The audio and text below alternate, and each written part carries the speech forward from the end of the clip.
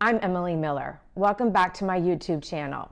Well, I've got a pretty big update to my story yesterday about going to the Kennedy Center to see Hamilton and being forced to wear a mask inside the theater. Now, just one day later, the Kennedy Center has announced they're going to drop their mask mandate. This makes no sense to me.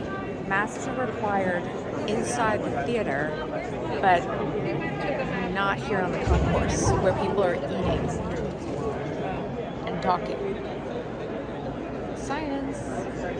It doesn't go into effect until October 18th, but after then, you can be in the concourse, you can be in the theater, you can be walking, sitting, talking, whatever you want to do, and you do not have to wear a mask. Okay, I hit the wall of the mask, now I have to go inside.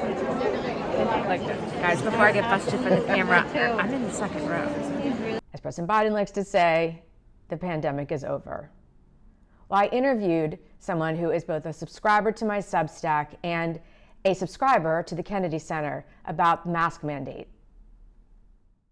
I have with me now Ed Powell, who is a Kennedy Center subscriber, and he wrote a very stern letter to the Kennedy Center on Sunday after he saw my video about being masked in the Kennedy Center. And Ed, will you just tell people about what you decided to write to them and why you decided to write this letter?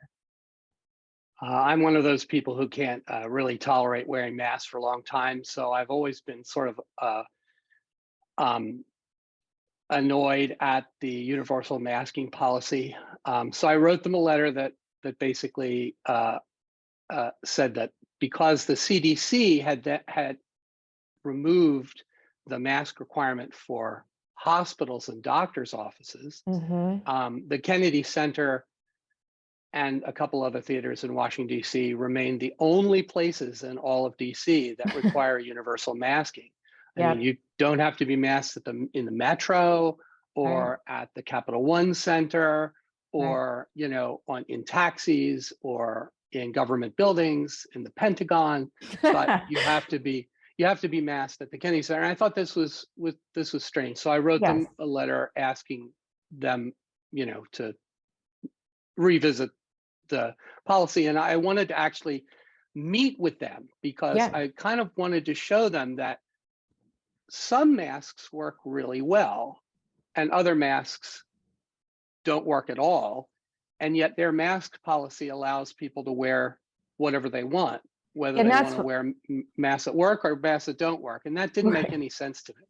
Right. That's what I saw when I was there. And you saw this in my video. I couldn't understand, first of all, two things. One is, as you just pointed out, they just require masks of any kind. So even though the N95 ones would be effective if you were trying to stop the spread of COVID, people were there wearing their cloth masks, half on their nose. I was wearing one of those cheap surgical ones, fake surgical ones from Amazon that I took with me.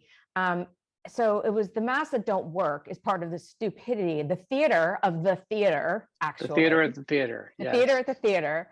And then the other part that really makes no sense is that masks at the Kennedy Center are required inside the theater when you're sitting there quietly, not talking and no viruses are being spread, but not in the concourse, not when you're standing in line for security, not in the ticket holder part, none of those areas when you're actually talking to people and virus could be spread. So those two things just made absolutely no sense. Yeah, it didn't make any sense to me either. And obviously there's a reason for this. And one of the reasons I wanted to meet with them, I haven't gotten a response to my email yet, but one of the reasons is to find out what the actual reason was. I mean, there's no scientific or medical reason, even though they do claim that they are within, contact with ANOVA and the Cleveland Clinic for their policy. There is no medical reason for this. And so I wanted to know what the real reason was. I have suspicions, but I have no data, so I can't say more. Yes. Well, the other thing I thought was strange, you emailed me, is how I even first found out about it. And now I've checked their website and called their media relations department to confirm it.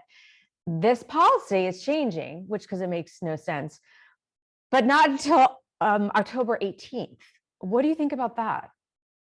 Yeah, that's unfortunate. If the policy, the CDC changed their policy last week, I don't see why the Kennedy Center needs to wait 2 weeks to change their policy, especially since my next tickets are on the 14th.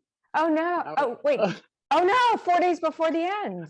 I know, I Oh no. know. Oh So no. one of the things I noticed when I went to see Dear Evan Hansen the other day was that, at the end of the first act and the end of the second act, you sort of stand up and look around. And I would say 5 to 10% of the people weren't wearing masks at all. Uh, Oh, uh-huh. and I think that just shows that the dam is breaking for this policy. It's too Mhm. annoying and too nonsensical. And I wrote that in the letter too. You But why did. they need to wait 2 weeks, I have no idea. Yeah, the 2 weeks, I guess they're going to stop the spread only in 2 weeks. That's when it's going to happen. And I mean, I have no idea. and I mean, I actually I felt a little bit badly for the employees at the Kennedy Center when I was there, because they were enforcing this mask as soon as you handed your ticket in. So you're on the long concourse, and I'll put my video up so people can see it. You're on this concourse with hundreds, I guess, thousands maybe people, and everyone's talking, and you're really crowded together, and you're going through security, and there's families, and there's kids, and there's people running around, there's older people are eating. And then all of a sudden you get to this wall where they give you the ticket and they tell you to put on your mask. And of course, nobody wants to. I mean, very few people want to. And they, of course, have the right to wear masks as long as they want. But for those of us who didn't want to, it's up to them to police this. And then we're all like throwing on our masks at the same time as we're walking into the theater. And just like you said, I look around and like everyone's pulling it down under their nose, pulling as soon as the lights went off. So, Yeah. right. Like, I mean, again, theater, One theater. one of the theaters I was in New York City to see something, they had a mask enforcer in the aisles, and she was going up to a gentleman like right across the aisle from me and saying, no, sir, pull it up more. Okay, now pinch it in. Okay, here, let me do it. And she was actually physically touching the mask on this gentleman's face to try and get it the way Oh my she gosh. wanted. And now, luckily, the Kennedy Center doesn't have that sort of enforcement, but that is sort of the theater culture now, is really, making everybody wear the masks in the way they want. And it's just very odd. I think it's more cultural than scientific. I mean, it's certainly not scientific. It's definitely but it's more psychological. cultural. It's psychological over medical. It has nothing to Yeah. do with medical and science and how this virus is spread. Ed, thank you so much for, first of all, writing that stern letter. I mean, that was a powerful letter you wrote, and I've been curious. I called their media relations, and I want to hear back from them to see if that was what made the difference.